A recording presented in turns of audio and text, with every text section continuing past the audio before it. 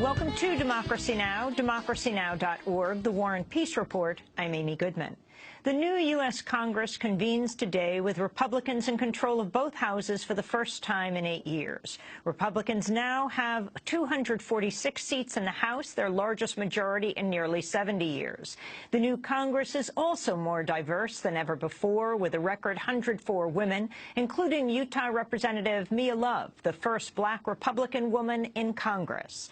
Women still make up only 20%, or a fifth, of lawmakers, while people of color make up only about 18%. At the top of the Republican agenda is a push to approve the Keystone XL oil pipeline, with lawmakers in both houses expected to file measures in favor of the project today. Tens of thousands of people have rallied against racism across Germany amidst a rise in anti-Muslim protests. On Monday, the latest rally by the anti-immigrant group Patriotic Europeans Against the Islamization of the West, or Pegida, drew a record 18,000 people in Dresden. The city's landmark Cologne Cathedral shut off its lights, leaving the surrounding square in darkness in a bid to deter protesters. In the Central African nation of Burundi, more than 100 rebels have reportedly been killed following days of heavy clashes with the army. The military says the rebels entered the country from the neighboring Democratic Republic of Congo. The news comes as United Nations and Congolese forces say they've launched strikes against a Burundian rebel group based in the eastern Congolese borderlands. In Guatemala, the trial of former dictator Efraín Ríos Montt on genocide charges has been delayed shortly after it resumed following a 2-year pause. In 2013, the former U.S.-backed military dictator was sentenced to 80 years in prison for genocide and crimes against humanity for the mass killing of Ixil Mayans in the 1980s. But a court annulled the verdict less than 2 weeks later. Ríos Montt, who's now 88, appeared in court Monday on a stretcher covered with a blanket after he lost a bid to be excused on medical grounds. The retrial was postponed after his attorneys accused one of the judges of bias. Same-sex couples are getting married across Florida today after a state judge lifted a temporary ban on the unions. After lifting the ban, Judge Sarah Zabel presided over 2 same-sex weddings, including one between plaintiffs Kathy Pareto and Carla Aguilera. We've been together for 15 years, and it just means now that our family is recognized like every other family, that our love is just as good enough as everybody else's, and that our son is finally going to have a family that's not a second-class citizen, that he has a family like everybody else that deserves the same respect and deserves the same dignity as everybody else. As many as 14 counties in Florida have reportedly opted to end all courthouse weddings rather than comply with the law and provide weddings for same-sex couples. Florida is now the 36th state to allow same-sex marriage. New York Times investigative reporter James Risen has appeared in court and refused to answer questions about an alleged source. Monday's hearing in Virginia took place ahead of the trial of former CIA officer Jeffrey Sterling, who's accused of giving Risen classified information which revealed a botched CIA plot to disrupt Iran's nuclear program. Risen has waged a 7-year legal battle against the Obama administration's attempts to subpoena him and force him to reveal his source. It's unclear if James Risen will be forced to testify at Sterling's trial.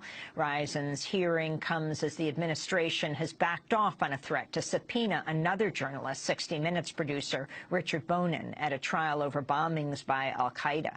The New York Times reports the U.S. Attorney in Manhattan, Preet Bharara, has withdrawn his recommendation to subpoena Bonin over his interactions with al-Qaeda's press office in 1998.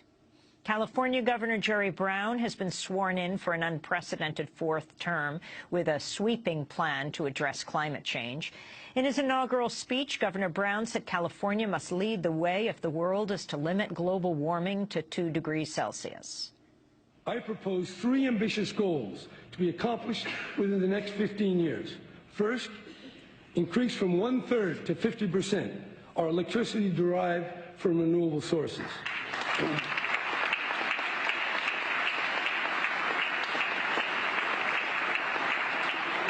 2,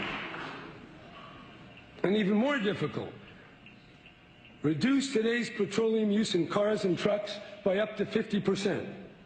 3, double the efficiency of existing buildings and make heating fuels cleaner. U.S. oil prices have briefly dropped below $50 a barrel for the first time in nearly 6 years. The drop in prices comes amidst a boom in oil production inside the United States, spurred by the rise of the drilling process known as fracking, which environmentalists say raises dire health and safety concerns. In New York City, 2 police officers have been shot and wounded while pursuing suspects in an armed robbery in the Bronx. The shooting comes as New York City police have continued their work stoppage following the fatal shootings of 2 officers last month. According to the New York Times, over the past week, arrests are down by half, while parking and traffic tickets dropped more than 90% over the same period the previous year. The police are protesting Mayor Bill de Blasio's comments on police brutality and racial profiling. On Monday, Mayor de Blasio addressed the decision by hundreds of police officers to turn their backs to him at the funerals for their slain colleagues. He called their actions disrespectful. They were disrespectful to the families involved. That's the bottom line. They were disrespectful to the families who had lost their loved one. And I can't understand why anyone would do such a thing in a context like that. I think it just defies a lot of what we all feel is the right and decent thing to do when you're dealing with a family in pain. I also think they were disrespectful to the people of this city, who in fact honor the work of the NYPD.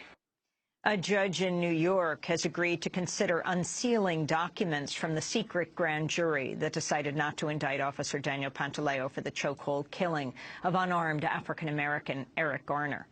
Garner's family, the New York Civil Liberties Union, public advocate Letitia James, and the New York Post have all pushed for the record's release.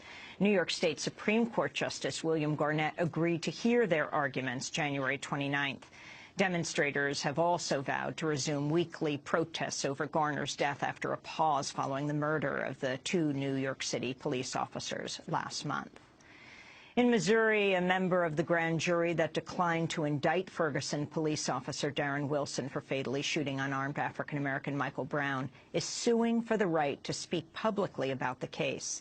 The lawsuit accuses prosecuting attorney Bob McCullough of presenting possible charges to the grand jury in a, quote, muddled and untimely manner, and notes that the case had a, quote, stronger focus on the victim, Michael Brown, than other cases. It also challenges, quote, the implication that all grand jurors believed that there was no support for any charges against Wilson. The juror is challenging a lifetime ban preventing grand jury members from discussing cases. A new undercover investigation has revealed inhumane and potentially illegal treatment of chickens at a slaughter plant in Butterfield, Minnesota. The undercover video filmed at Butterfield Foods marks the first ever expose at a slaughter plant for so-called spent hens, egg-laying chickens who are sent to be killed once they're no longer deemed profitable. Paul Shapiro, Vice President of Farm Animal Protection for the Humane Society of the United States, described the group's findings in a phone call with reporters. What we found and documented on video at Butterfield is truly sickening. Perhaps most horrifying is that many birds at Butterfield are scalded alive, killed by drowning while fully conscious in tanks of scorching hot water. These hens are called cadavers by the U.S. Department of Agriculture, and they're called redbirds by the industry because the color of their skin turns red from blood rushing to the surface because their hearts are still beating when they're submerged in these tanks. A petition to ban so-called conversion therapy for transgender people has received nearly 300,000 signatures on Change.org, following the suicide late last month of Leila Alcorn. Alcorn was a 17-year-old transgender woman who walked into traffic after leaving a suicide note describing how she suffered from conversion therapy and attempts by her Christian parents to change her. She wrote, quote, "My death needs to mean something. My death needs to be counted in the number of transgender people who commit suicide this year. Fix society, please." And the Inspector General of the CIA, David Buckley, who presided over a probe into how the agency hacked the computers of Senate staffers investigating the torture program, will resign at the end of the month.